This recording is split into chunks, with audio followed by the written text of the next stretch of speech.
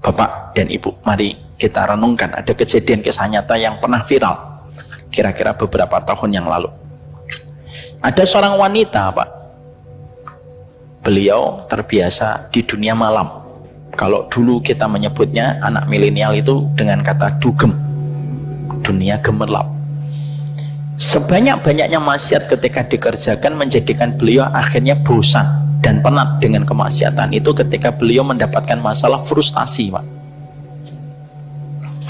Ketika beliau frustasi, beliau ingin datang ke masjid. Wajar dong, karena beliau merasa setiap mendengar panggilan adzan kok saya merasa damai. Akhirnya satu malam ketika dia merasa muak dengan dunia malam, akhirnya dia berkata, saya ingin datang ke masjid. Dengan penampilan yang biasanya dia lakukan ketika dia di dunia gemerlap, Pak.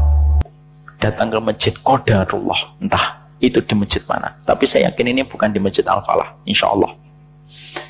Ketika dia datang ke masjid, seluruh orang yang memandanginya dengan pandangan seakan-akan menelanjangi beliau. Dan semua orang yang memandangnya itu menyudutkan beliau tanpa mencoba bertanya apa yang sedang beliau butuhkan.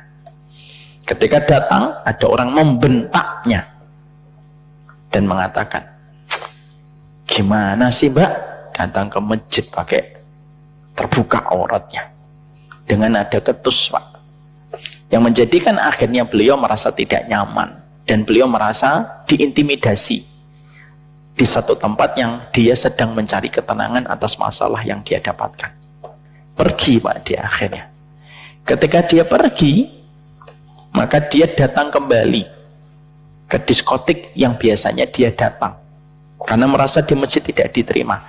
Ketika dia datang membawa wajah yang memiliki banyak beban pikiran, bartendernya itu melihatnya dan langsung memanggilnya dengan panggilan yang ramah, "Hei, sini."